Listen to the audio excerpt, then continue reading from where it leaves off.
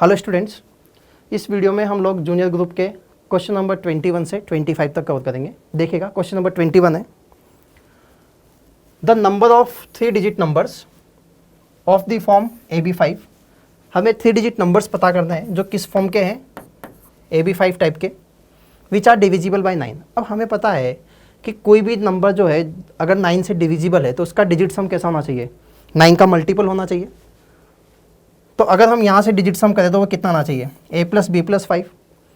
अब 9 का मल्टीपल क्या क्या हो सकता है, या तो 9 हो या 18 हो या फिर 27 हो, क्योंकि इसके आगे जाओगे आप लोग तो हमें पता है ना कि a और b दोनों भी क्या है, डिजिट्स ही हैं। तो इसकी मैक्सिमम वैल्यू वैसे भी 23 आ सकती है, तो 27 भी हम कंसिडर नहीं करेंगे तब भी चल जाएगा ना, तो वो आगे देख लेंगे। अब यहाँ से अगर a + b की वैल्यू देखो तो क्या क्या आ सकती है, 4, 13 एंड 22, तो ये तो हो नहीं सकता। तो दो पॉसिबिलिटी है, a + b या तो 4 आ जाए या a + b कैसा आ जाए, 13 आ जाए। अच्छा, नंबर 3 डिजिट का है तो ध्यान रखेंगे कि a जो है ना वो 0 नहीं हो सकता। क्लियर है बात, a को हम 0 नहीं रख सकते। तो अगर हम a + b बराबर 4 के लिए सॉल्यूशन देखें तो क्या क्या आ जाएगा, 4, 0, 3, 1, 2, 2 एंड 1, 3। और यदि a + b = 13 के लिए देखें तो हमें मिल जाएगा 9, 4, 8, 5, 7, 6, 6, 7, 5, 8 एंड 4, 9। तो इस टाइप से टोटल 10 पेयर्स हमें मिल जाएंगे a और b के। और यदि a और b के 10 पेयर्स मिल रही हैं, इसका मतलब टोटल कितने नंबर्स पॉसिबल हैं, 10। ठीक है, नेक्स्ट देखते हैं क्वेश्चन नंबर 22। क्वेश्चन नंबर 22 में गिवन है a बराबर √2025³ - 2023 क्यूब, और हमें इसकी वैल्यू पता करनी है, √a² - 2/6 की। अब यहाँ से देखो क्लियर दिख रहा है कि a² की वैल्यू निकालनी पड़ेगी पहले हमको। ठीक है, तो हम a² निकालते हैं। देखें ध्यान से, a हमारे पास ये था, अगर हम स्क्वायर करेंगे तो अंडर हट जाएगा, ये टर्म आ जाएगी। अब हम क्या करते हैं, एक छोटा सा काम कर रहे हैं इसमें, इसको 2024 + 1 और इसको 2024 - 1 इसमें तोड़ रहे हैं ना, तो इससे ये a + b का क्यूब, ये a - b का क्यूब बन जाएगा।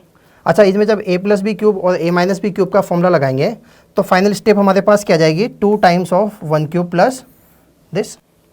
हमें पता है a + b का होल क्यूब क्या हो जाएगा, a³ + b³ + 3a² b + 3ab²। ऐसे a - b का क्यूब भी लगा दिया और सिंप्लीफाई कर लिया, तो यहाँ से हमारे पास आ जाएगा a² = 2 + 2 × 3 6 टाइम्स ऑफ 2024 का होल स्क्वायर। अब अगर 2 को इधर लाके 6 से डिवाइड कर दें तो a² - 2/6 की वैल्यू कितनी आ जाएगी, 2024 का होल स्क्वायर। अब इसका अंडर ले लेंगे तो आंसर कितना आ जाएगा, 2024। तो इस तरीके से इस क्वेश्चन का आंसर आ जाएगा 2024। क्लियर है, नेक्स्ट देखते हैं क्वेश्चन नंबर 23।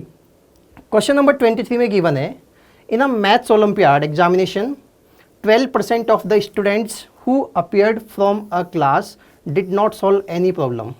किसी क्लास में जितने भी स्टूडेंट्स थे उसमें से 12% स्टूडेंट्स तो हमारे पास वह हैं जिन्होंने कोई भी क्वेश्चन सॉल्व नहीं किया, and 32 solve with some mistake, और 32% बच्चे वो हैं जिन्होंने कुछ ना कुछ मिस्टेक करी है सॉल्व करने में। सही है, तो अगर हम माने कि टोटल स्टूडेंट जो थे वो 100x थे, तो 12x तो वो हो गए जिन्होंने कुछ नहीं किया, 32x हो गए जिन्होंने कुछ गलती करी। इसका मतलब सही करने वाले कितने हो गए, 100x में से माइनस कर दे तो कितना आ जाएगा, 56x। अब क्वेश्चन में गिवन है, the remaining 14 student solve the paper fully and correctly. जो रिमेनिंग 14 स्टूडेंट्स थे उन्होंने पेपर पूरा सही किया है। अब यहाँ से जो हमने एज्यूम किया था उसके हिसाब से रिमेनिंग स्टूडेंट्स कितने होने चाहिए थे, 56x, तो वो किसके इक्वल होना चाहिए, 14 के। हमें बोला गया बताइए टोटल स्टूडेंट्स कितने थे, तो टोटल हमने कितना माना था, 100x। तो यहाँ से क्या करें, x की वैल्यू निकालोगे तो कितनी आ जाएगी, 1/4, उसको पुट करेंगे तो 100x कितना आ जाएगा, 25। सही है, तो क्लास में टोटल स्टूडेंट कितने हो गए हमारे पास, 25। ठीक है, नेक्स्ट क्वेश्चन नंबर 24 देखिएगा। क्वेश्चन नंबर 24 में गिवन है कि a की वैल्यू 2025 है और ये दो पॉलिनोमियल दे रखे हैं जो कि मोड के अंदर है। अब हमें पता है कि यदि हमें इसको सिंप्लीफाई करना है तो पहले मोड हटाना पड़ेगा, और मोड हटाने के लिए हमें पता है कि ये देखना पड़ता है कि मोड के अंदर की क्वांटिटी कैसी है। अगर मान लो मोड के अंदर की क्वांटिटी पॉजिटिव है या 0 के बराबर है, तब तो ये सिंपली x की फॉर्म में बाहर आ जाएगा, जैसा था वैसा ही बाहर आ जाएगा। और यदि मोड के अंदर की वैल्यू नेगेटिव है तो उस केस में, क्योंकि हमें पता है कि मोड पॉजिटिव आंसर देता है, तो उसको पॉजिटिव बनाने के लिए क्या करेंगे, साइन चेंज करके बाहर निकालेंगे। तो हम ये चेक करते हैं कि जो अंदर वाले एक्सप्रेशन है ना, वो 2025 पे कैसा बिहेव करते हैं, वो पॉजिटिव है या नेगेटिव है। ठीक है, तो उसके लिए हम क्या करते हैं ना, इन एक्सप्रेशन को थोड़ा सा सिंप्लीफाई करते हैं। देखो कैसे, मैंने क्या किया, पहले एक्सप्रेशन को ना x मान लिया, सब इसको क्या मान लिया, x मान लिया। अब इसमें से ना a कॉमन ले लिया, जब इसमें से a कॉमन लिया तो ये आ जाएगा। इसको फैक्टराइज किया तो कुछ इस टाइप की टर्म मिलेगी। अब अगर मैं a की वैल्यू 2025 डालूं तो मुझे पता है डेफिनेटली ये टर्म कैसी आने वाली है, पॉजिटिव आने वाली है। और अगर ये टर्म पॉजिटिव है इसका मतलब x पॉजिटिव हुआ, और यदि x पॉजिटिव हो गया तो इसका मतलब इसको सिंप्लीफाई करते वक्त ये टर्म पूरी ऐसी कैसी बाहर आ जाएगी बिना साइन चेंज किए। सेम ऐसे मैं दूसरे एक्सप्रेशन की बात करूं तो इस वाले एक्सप्रेशन को मैंने थोड़ी देर के लिए ना y मान लिया। अब यहाँ पे लिखा हुआ था 2025, सिंप्लीफाई करने के लिए मुझे पता था कि इसका वैल्यू तो a है, तो मैंने यहाँ पे वापस क्या रख दिया, a रख दिया। यहाँ से वापस a कॉमन निकाला और इस -4 को -5 + 1 कर दिया, क्योंकि मुझे फैक्टराइज करना था इस वजह से। जब आप ऐसा करोगे तो ये एक्सप्रेशन कुछ ऐसा आ जाएगा हमारे पास। यहाँ से a भी बाहर निकाल दो तो ये आ जाएगा।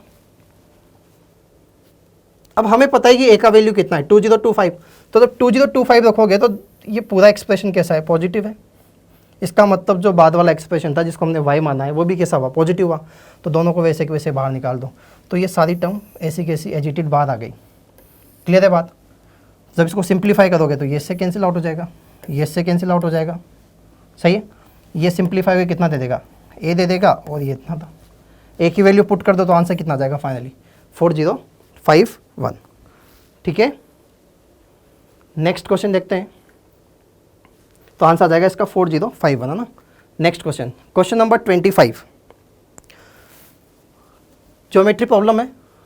इसमें कहना चाह रहा है कि अ सर्कुलर हुप, एक सर्कल है, and a rectangular frame are standing on the level ground. ये लेवल ग्राउंड है, यहाँ पे एक रेक्टेंगुलर फ्रेम और एक सर्कल इस तरीके से रखे गए। And the diagonal A B when extended, जब आप ए बी डायगोनल को एक्सटेंड करते हो to meets the circular hoop at the highest point C, तो ये सर्कुलर हुप को हाईएस्ट पॉइंट पे मिलता है। हाईएस्ट पॉइंट का मतलब हो गया ये सर्कल का हाईएस्ट पॉइंट है, इसका मतलब ये जो पॉइंट होगा पक्का डायमीटर होगा यहाँ पे, या ये जो लाइन होगी जो इस पॉइंट को ज्वाइन करेगी सी के साथ, ये पक्का डायमीटर का काम करेगी यहाँ पे। सही है। अच्छा, और क्या क्या गिवन था, ये लेंथ दे रखी है आपको 18 और ये लेंथ दे रखी है 32। ये दे रखा है 18 और ये दे रखा है आपको 32। तो देखते हैं आगे। अब देखिएगा यहाँ से, ये लेंथ हमारे पास 18 थी, ये 32 था, और हमें इसका रेडियस पता करना था। तो अगर इसको मैं r बोल दूँ तो ये लेंथ कितनी हो जाएगी टोटल, 2r। अब मुझे पता है कि 90 डिग्री अगर ये लेंथ मिल जाए AD, तो पाइथागोरस थ्योरम लगा के हम r की वैल्यू पता कर सकते हैं।